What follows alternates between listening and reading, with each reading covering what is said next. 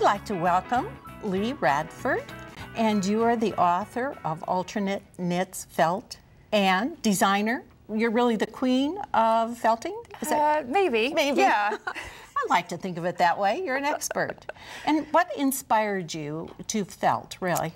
You know, I really enjoy manipulating the fabric. I've been a knitter since I was a kid, and I've had a background in graphic design, so I like to come at it from more of a design point of view, and how do I get the end results that I'm looking for, and kind of manipulating the fabric is a great way to do that. I have often said that anything or any project where I can combine knitting, sewing, and my washing machine all in the same swoop is a successful project, because I've crammed in as many techniques as possible. Not everybody wants to put their washing machine. So what are we going to do today? We're going to work with some shibori felting. Okay.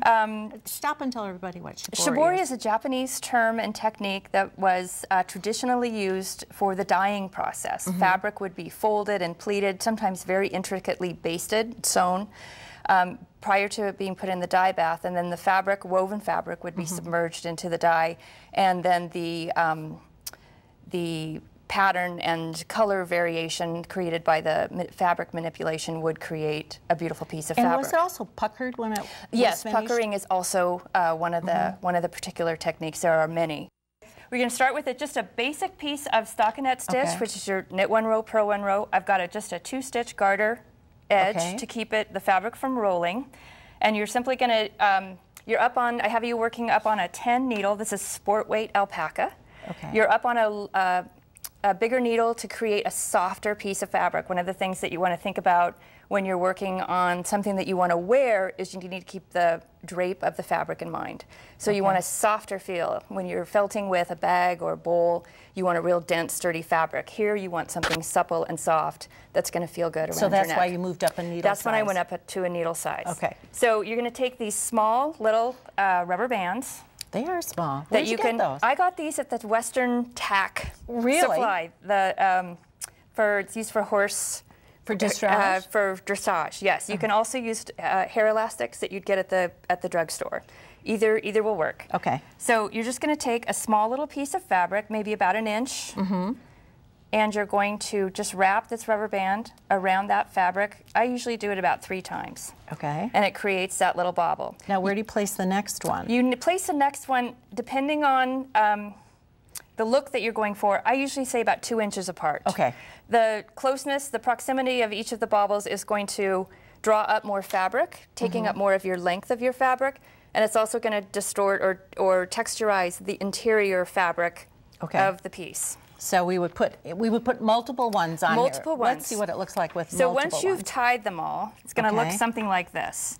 So you can see I've kind of chosen kind of a random pattern of where my bobbles are placed, and I'm kind of keeping in mind what's happening into the negative space, if you will, here, and it's going to create this really nice texture that I also had to do with stockinette stitch. So that's and kind of the favorite thing. Did you do French knots there? I did French knots down through the center here, which I can show you as well. Well, that's not everybody's going to know how to do a French knot. All right. Let's go forward.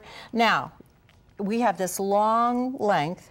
Now, tell me, you have the bag there. What is the bag I brought for? a lingerie bag. When you're felting a big long scarf, it has a tendency to can get wrapped around the agitator if you're working felting in a top loader, or it will tie itself up and tangle within the washing machine, so it will felt unevenly.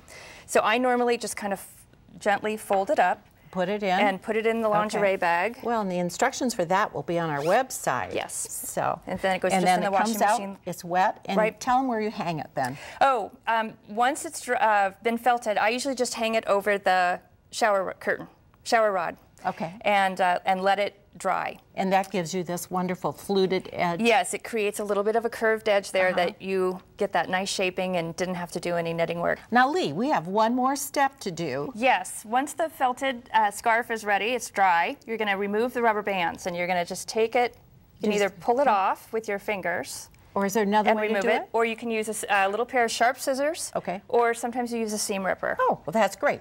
Well, thanks for coming. Thank you. And we'll be right back. Knitting daily. Make time for yarn every day. Projects, patterns, ideas, and techniques from today's show to help you make time for yarn every day can be found on the web at knittingdailytv.com. This is show 112. Continue knitting daily every day by joining the online Knitting Daily community and receive a free newsletter 5 times a week, filled with step-by-step techniques, inspiring reader-contributed stories, and free patterns. It's about knitting all the time. knittingdaily.com.